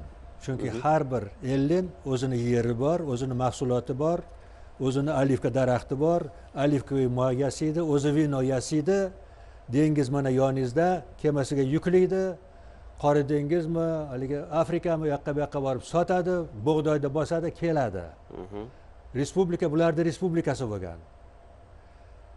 Markaziy Osiyoda, Osiyoda sharoit boshqacha, sug'orma dehqonchilik. U yerda sug'orma dehqonchilik yo'q, osmondan kelyapti suv. Bu yerda hokimiyat kuchli bo'lmasa bo'lmaydi. Butun aholini jamlab, hammani o'sha sug'orish tarmoqlarini xizmatiga, uni ishlab turishga, undan foydalanib turishga, boshqarishga safarbar qilish kerak. Bunga kuchli ma'muriy hokimiyat kerak. Undan tashqari atrof ko'chmanchi, olomon, yo'g'inchilik, talon-tarajga o'ch xalq, ko'chmanchi xalqi. Armiya kerak buni saqlashga. Shuning uchun Markaziy Osiyoda asosan kuchli hokimiyat, sultonlar, xonlar, kaviylar o'tirgan. Lekin ellinizm kelgan va Ipak yo'li avjiga chiqqandan keyin butun ellinizm mahsulotlari tarqagan. Bu yerda ham savdo sotiq avjiga chiqqan. Misol uchun Paykent shahri bo'lgan bizda. Arab kelganda kichkinagina respublika bo'lgan o'zicha. Hokim bo'lmagan bu yerda. Eng boy savdogarlar shu Paykentda yashaganda o'z davrida. Toshkent 19-asr. Yunusxon davri. Yunusxondan keyin Yunusxonlar davri. Taxminan bir 100 yil respublika bo'lgan bunday bir. 4 ta dahaga bo'lingan shahar. Navbat o'sha dahalarni raislari shahar va atrof yerlarni boshqargan. Bizga mutlaqo begona deb bo'lmaydi respublika shaklini. Rahmat. Aynan o'sha arxitekturaga qaytadigan bo'lsak, mahobatli haykallar ham topilganmi O'zbekiston hududida? Topilgan. Juda topilgan. Va saqlanib qolinganmi hozirgi davrga kelib? Endi o'sha men aytgan Halchayonda, Dalvarzinda bor. Lekin ko'pchiligi ruhoniy, diniy obrazlarga ularning tasviri bular. Buddizm, mubadlarni, ma'budalarning tasviri, ellinizm ma'buda mubadlarning tasvirini, so'g'ut ilohiyatlarning tasvirini ko'ramiz. Bor. Misol uchun mana san'at muzeyida balandligi bir 4-5 metr keladigan buddizm ma'budalar turibdi. Yaqinda Xorazmda Aqchaxon qal'ada kattakon ehrom topildi. Ehromda u Aqchaxon qal'ani ehromi ko'milgan ekan. Konservatsiya qilib tashlab ketilgan. Devor 8 metrga saqlangan. Ana shu devorda 7 metrlik, kamida 7 metrlik Ahura Mazdani tasviri chiqdi. Katta gigantskiy deb erkakni qo'li bunday osmonga qaratilgan. Bu ilm ahlini talqiniga qaraganda Ahura Mazda dunyoni yaratish jarayonida yer bilan osmonni ajratib turish manzarasini shu yerda ko'rsatilgan degan talqin berishyapti. Bunaqalar endi u elingizga aloqasi yo'q. Zoroastrizm o'zini diniy san'ati bo'lgan. Lekin shu kabi san'atlar bor bizda. Endi topilyapti. Arxeologiya saqlansa hali juda ko'p narsa chiqadi. Bu davrda xususan Zardushtiylik dinida ham Zevs va Ahura Mazdani aynan bitta panteonga qo'yish hollari ham uchraydi. Misol uchun biz ko'rgan ma'lumotda miloddan avvalgi 1-asrda Kamagen podshohi Antioxning toshga qo'yilgan yozuvida Zevs va Aramazdaning osmon taxtlari deyilgan yozuvlari ham bor. Aynan shuni tangalarda ham uchratishimiz mumkinmi? Ya'ni revers tomonini olib qaraganda. Bor. Misol uchun Kushanlar ellinizm madaniyatini merosxo'ri. Ellinistik xudolar bilan birgalikda Zoroastrizm xudolari, Hinduizm xudolari, turli tuman xudolarni, buddizm haligi ma'budalarining tasvirini ko'ramiz reversida. Bor bu narsa. Chunki sinkretizm deymiz, omuqda bu kishi aytgandek aralashib ketgan hamma davr. Hamma madaniyatlar aralashgan. Hokimiyat hammasiga barobar posbonlik qilib turgan. Rahmat. Ulug'bek aka, savolim sizga. Sizni ilmiy rahbaringiz G'aybulla aka Boboyorov, numizmat olim. Xususan shu Yunon baxtri tangalari haqida ham to'xtalib o'tsangiz, qisman aytib o'tdingiz, ya'ni yosh yigit yoki o'sha ma'bud va ma'budalar shaklida berilishi xalq orasida kengroq targ'ib etilishi va ularni ongiga singdirilishiga xizmat qilgan. Ularning ruhiyati, umuman chizilishi va qaysi davrdan qaysi o'zgarishlarga olib kelganligi haqida ham. Rahmat savolingiz uchun Hilola.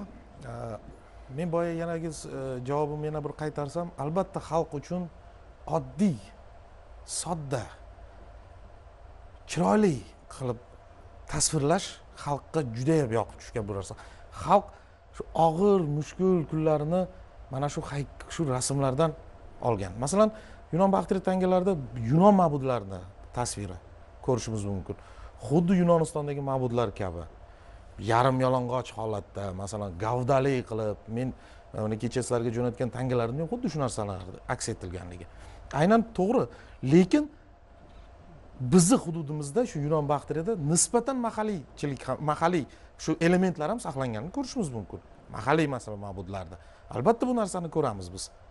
Chunki Yunon mifologiyasida albatta xudolar ayol va erkak obrazida, masalan biz biladigan o'sha Afrodita, Afina, misol uchun Zevs, Poseidon, Germes va shunga o'xshash mahalliy unsurlar tangalarda nimada aks etadi? Masalan, yuz tuzilishida, kiyim kechagida, antropologik tipida ham kuzatish mumkin. Chunki aynan Elladaga o'xshab bizda bir millatli emas, bizda etnik jihatdan har xillik bo'lgan.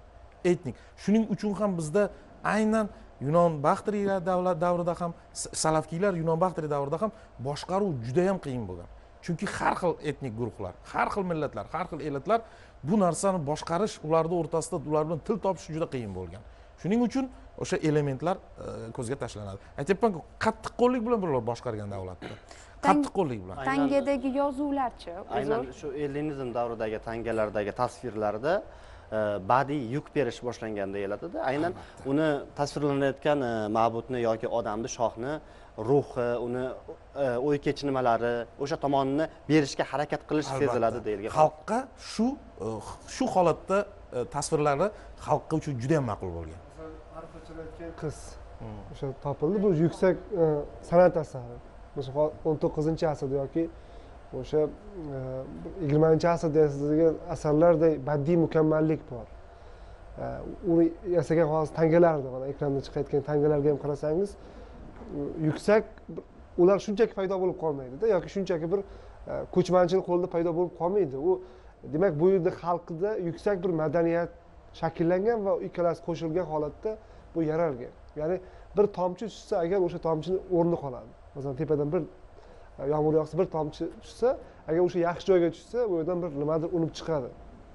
Bu xalq o'sha o'zining yuksak madaniyati bilan va o'sha ilmlardan olgan yangi bir madaniyat qorishmasdan mana shunday san'at asarlari, o'sha arfa chalayotgan qizga men o'sha qachon bir qaraganimda bir yuksak bir san'atkorlikni ko'raman. Ya'ni buni yaratish uchun tag zamirda bir necha ming qanchadir bir bilim, tafakkur va badiiy san'atkorlik bo'lishi kerakda. Bu xalqda shakllangan demak. Bilamizki, Najmiddin O'zbekiston madaniyatlar chorrahasida, ya'ni sivilizatsiyalar chorrahasida joylashgan hudud hisoblanadi. Shu jihatdan ham oldingi yil, ya'ni 2019-2020-yilda akademik arxeologimiz Edvard Ritveladze tomonidan eng chekka Aleksandriya shahri, ya'ni hozirgi Surxondaryo viloyatidagi Kampirtepa shahrini Aleksandriya shaharlaridan biri deb talqin berildi. Shu talqinga munosabatingiz? Endi chorrahadan boshladingiz. To'g'ri. Markaziy Osiyo, Yevroasiyo qit'asining asosiy chorrahasi. Ne odamlar o'tmadi, ne madaniyatlar kelmadi. Lekin ma'lum bir muddatlarda Zoroastrizm, Zaratushtra davrida Markaziy Osiyo sivilizatsiyasi dunyoga ta'sirini o'tkazgan. Ahura Mazda, Zaratushtra otlari Gretsiyadan Mongoliyadagi Xurmuzdaxan degan obraz bor Mongoliyada. Ahura Mazda, ya'ni tarqagan butun dunyoga.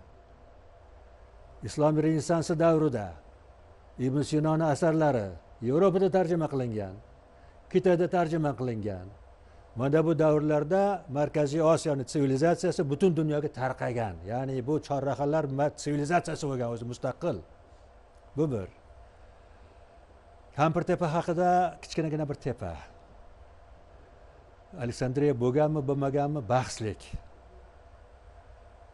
Ellikda hammamiz hurmat qilamiz. Bu ilmiy farazlardan bittasi. Lekin Aleksandriya, Aksianskaya, falon joyda, piston joyda degan boshqa fikrlar ham yo'q emas. Endi O'zbekistonda Kampirtepa bo'lib qolgan. Shuning uchun ha deb turibmiz. Rahmat. Ulug'bek, sizda qo'shimcha bo'lsa? Shaharlar Aleksandr Makedonskiy davrida shu. O'zi umuman Aleksandriya shahri deganda nimani tushunish kerak? Oddiy tomoshabin. Aleksandriya albatta o'zining nomi berilganligi, salobatini ko'rsatib turish uchun. Ya'ni boshqa biror bir arxeologik topilgan shahardan farq qilganmi Aleksandriya shaharlari? Qandaydir ma'noda bu arxitekturasida milliy, o'zimizning mana shu mahalliy elementlar bilan Yunon elementlari saqlangan, to'g'ri, lekin ko'proq ko'rinishdan baribir mahalliyga ko'proq tortgan. Chunki aholi mahalliy bo'lgan. Lekin nomlar, masalan, Aleksandriya Margionasi, Margianskaya deydi. Bu hozirgi o'sha Marf shahar xarobalari deb qarang. Aleksandriya Esxata bo'lgan, hozirgi Xo'jand atroflarida. Bu ham o'ziga yarasha bir kuchli. E'tibor beradigan bo'lsak, ko'plab shaharlarda aynan Yunonlar daryo suv bo'ylarida qurgan. To'g'ri, bizda dengizga chiqish yo'l bo'lmagan. Daryo bo'lishiga asosiy sabab atroflarda unumdor yerlar, bizda asosan sug'orma dehqonchilik atrofi. Savdo sotiqda qayiqlar bilan savdo sotiq qilish. Shuning uchun bular aynan o'shaqa hududlarda, shaharlarda aynan daryoni suvdi bo'ylarida qurganligi ham bejiz emas. O'zi ko'plab tarixiy mana shu shaharlar, qadimgi xarobalar albatta suvdi bo'yida ko'rilganligini ko'rishimiz mumkin. Mana misol uchun Qanqatepadan topilgan o'sha Qanqatepa yodgorligida dastlab qadimda Yunon ma'bud ibodatxonasi bu. Yunonlar kelmagan bo'lmasam chochga. O'sha Qanqadan topilgan ud cholayotgan ayol timsoli bu yoq aytdilar, arfa cholayotgan ayol. Hammasi Yunonda ta'siri. Xuddi Yunon shu obrazlariga o'xshagan ud cholib o'tirgan, musiqa cholib o'tirgan. Demak, o'sha musiqasida ham ko'rishimiz mumkin qanday darajada bular ta'siri bizning madaniyatga kirib kelganligini. Boya domla aytib o'tgan professional teatrda o'rni topilgan. Hozirgi o'sha bizga keyin 20-asrda boshlarida o'sha jadidlar orqali, ruslar orqali hozirgi professional teatr kirib kelgan bo'lsa, demak o'sha paytda ham bizda yunonlarning o'sha davrdagi professional teatri bo'lgan. Xo'p, nega bu yo'qotildi? Domla aytganda o'sha Qutaybani o'sha qilgan katta bir hujumi, ya'ni undan keyin avj olgan mutaassiblik, Mirzo Ulug'bekni ilmiy ishlarini kim to'sib qo'ydi? Ya'ni kim nuqta qo'ydi? Va sharqni orqada qolishiga, mana shu madaniyat yo'qolib ketishiga aynan shu bilan mutaassiblik, ilmni ko'zini yopib qo'yishlik, mana shu uzoq davr davomida o'sha biz qo'lga kiritgan yutuqlarimizni, madaniyatimizni berib qo'ydik. Ya'ni qachonki shu mutaassiblik avj olib ketsa, ilmga real qarash yo'qolsa, bu xavf paydo bo'ladi.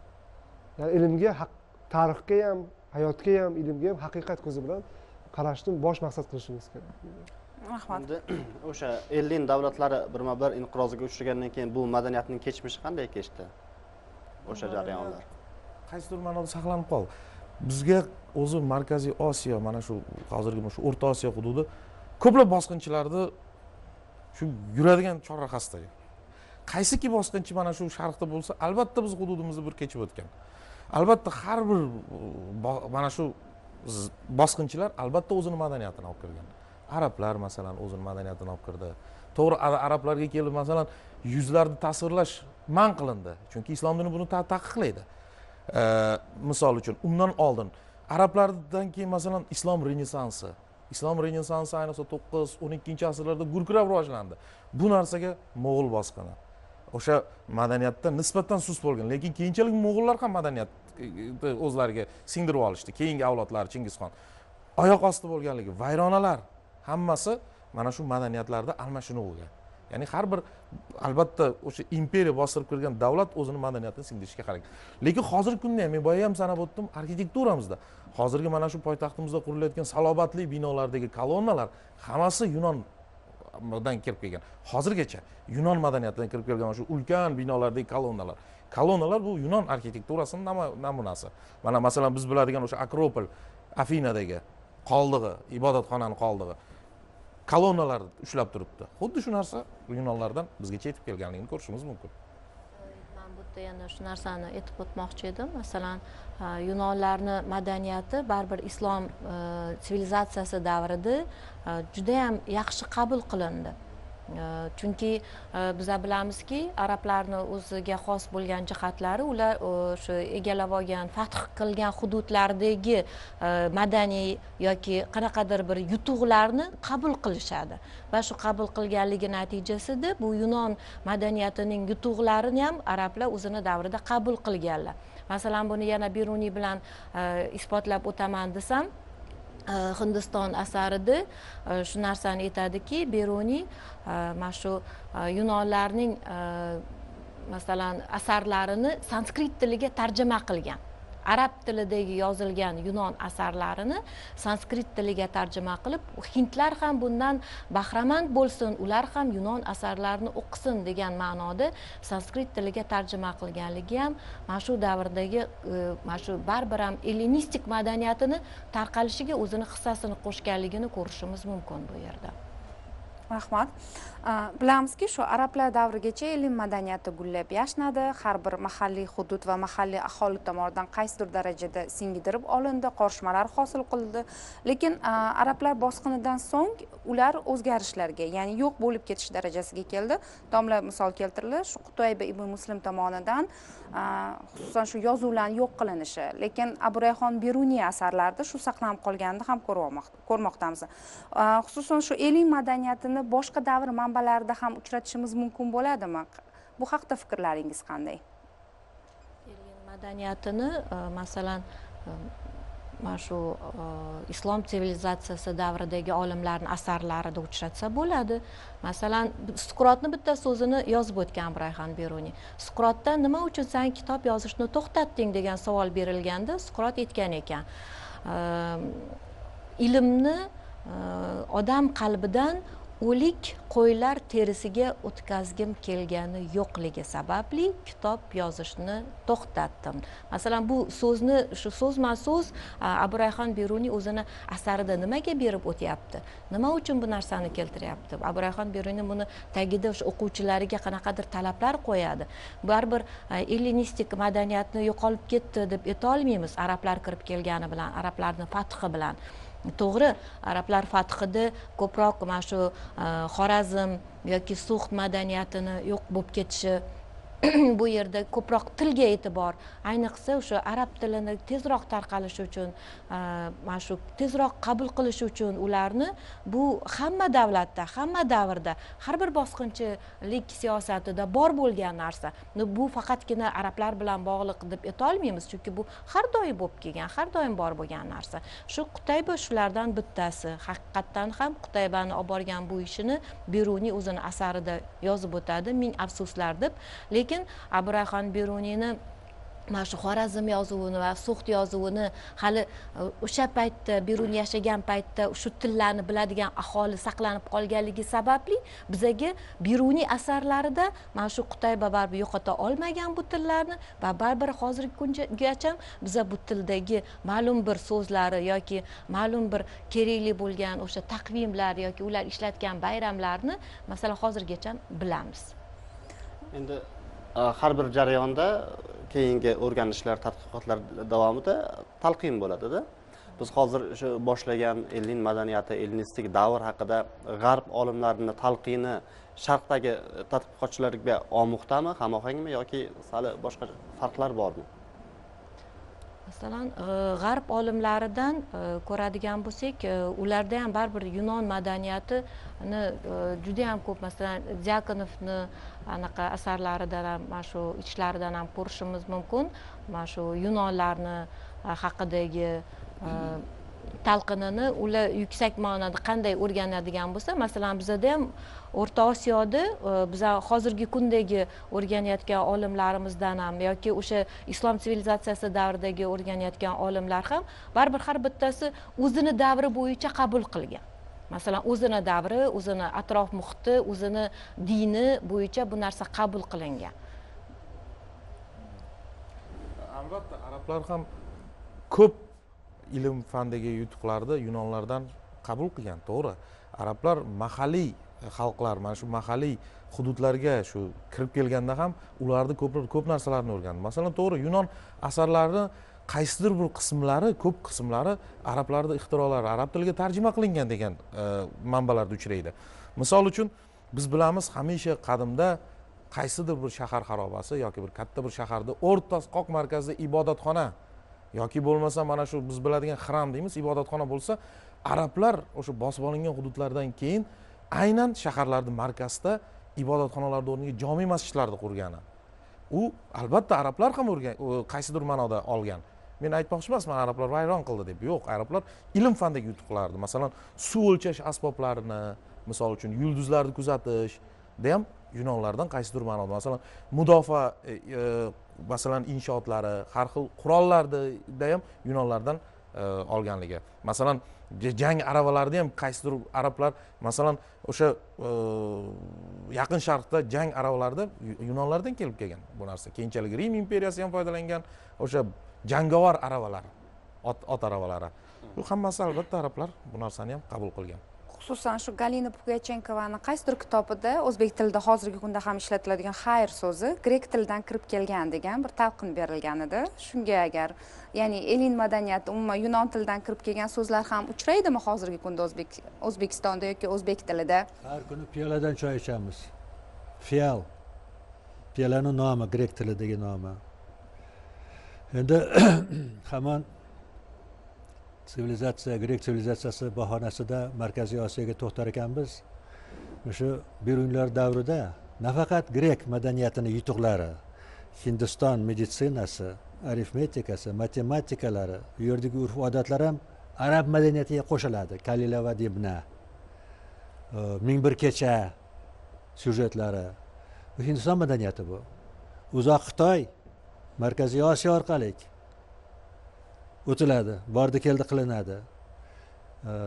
Va ana shu tufayli Biruniyun asarlarida, undan keyingi davrlarda nafaqat Yunon madaniyati, butun Markaziy Osiyo atrofidagi yirik madaniyatlar uyg'unlashadi bu yerda. Hattoki Amir Temur davridan keyin ham shu yo'nalishda asta-sekin so'nib bo'lsa ham shu ijodlar qilingan. Lekin u davrda real tarix, real hodisalar esdan chiqib bo'lgan. Misol uchun Alisher Navoiy davridagi yozilgan Iskandarnomalarda Iskandar boribmish Makkaga ziyorat qilib kelganmish. Afsona.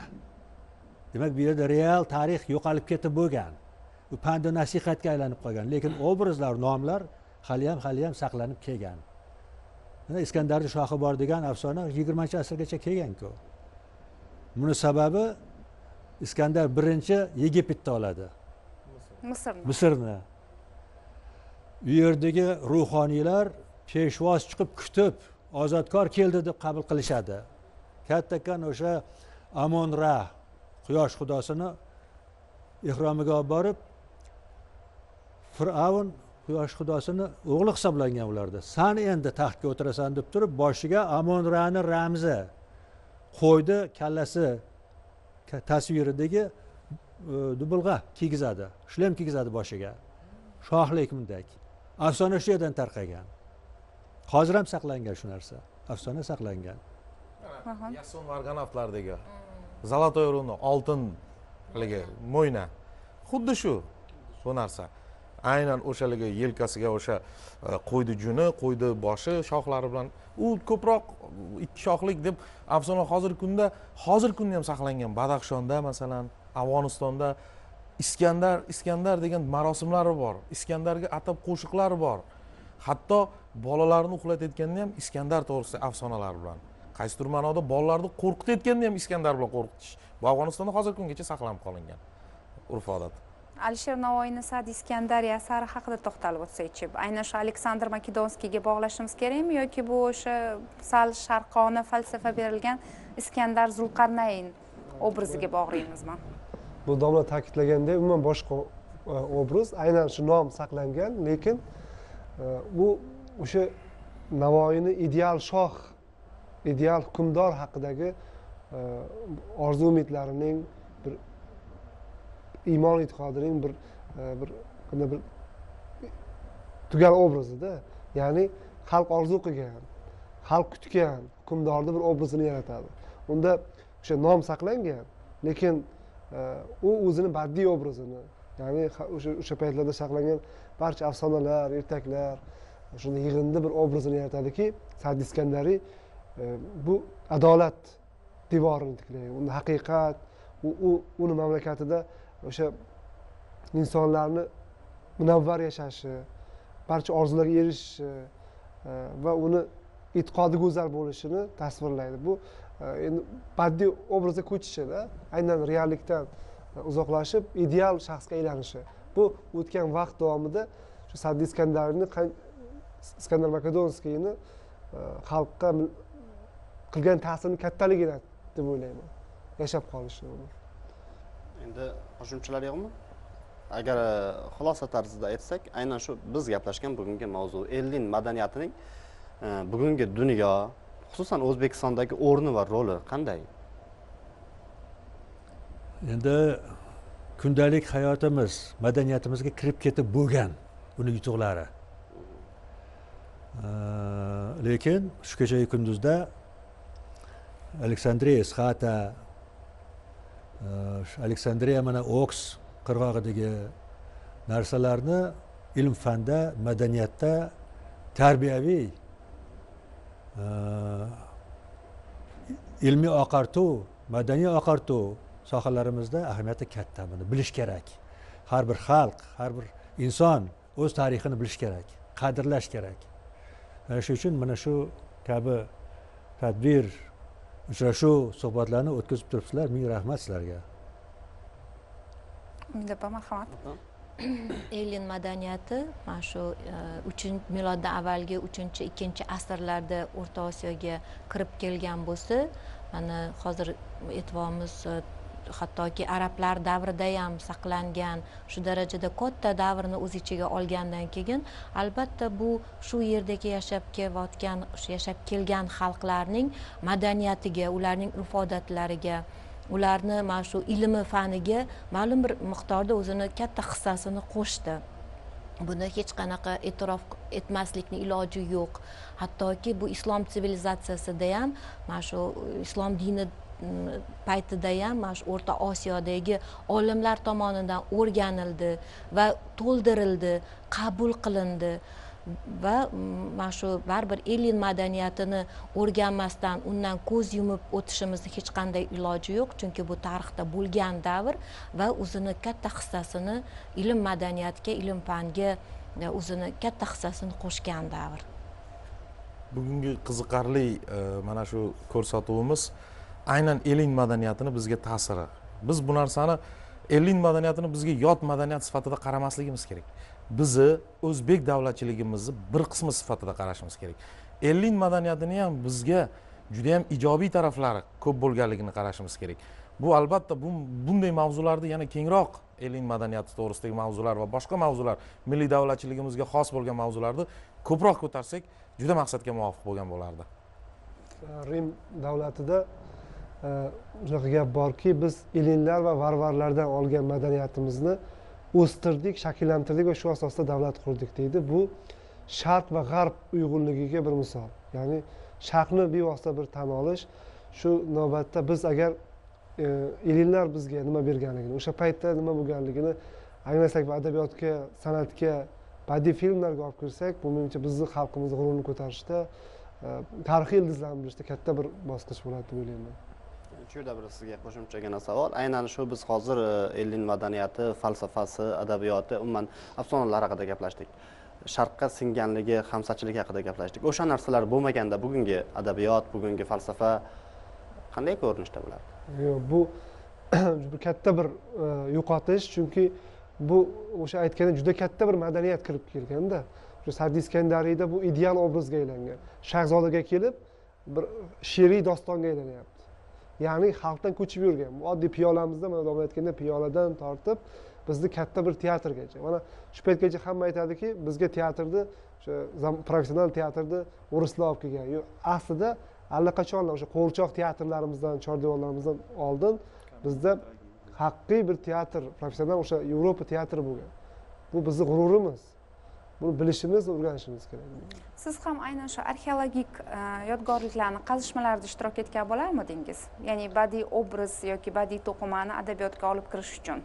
Bu juda bizning orzuyimiz. Agar shunday imkoniyat berilsa, jonli rozi bo'lgan bo'lardim. Tayyor yordamchi sizga. Buni badiiy filmlarga, adabiyotga ko'chirishda bu mana shu aloqa yo'qligi bizda bir yoqlama bo'lib qolishimizga sabab bo'ladi. Asar ham bir yoqlama chiqadi. Biz qovlasak, ilhom olsak, bular ilhomni o'zlari olib, keyin asar yaratadilar, yozadilar. Qilishadi.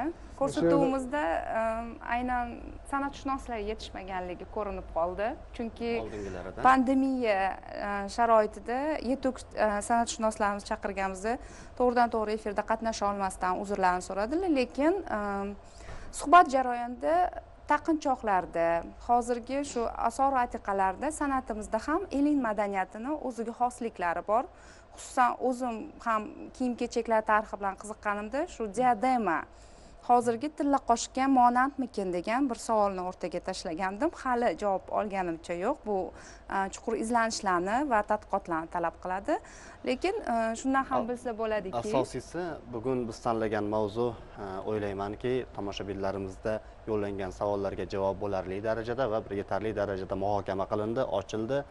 Bugungi ko'rsatuvimizga tashriflaringiz uchun barchangizga minnatdorchilik bildiramiz va keyingi jarayonlarda, aynan keyingi mavzularimizda ham kutib qolamiz. Barchangizga rahmat aytaman. Rahmat.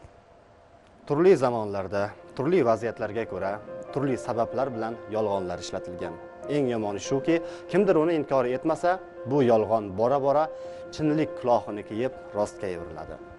Maqsadimiz esa siyosiy, shaxsiy sabablarga ko'ra to'qilgan yolg'onlarni fosh qilish, ya'ni haqiqatni tiklashdir. Axir shuning uchun ham tarixiy savol ko'rsatuvi, tarixiy haqiqatlar jarchisi. Bizdan yiroqlashmang. Omon bo'ling.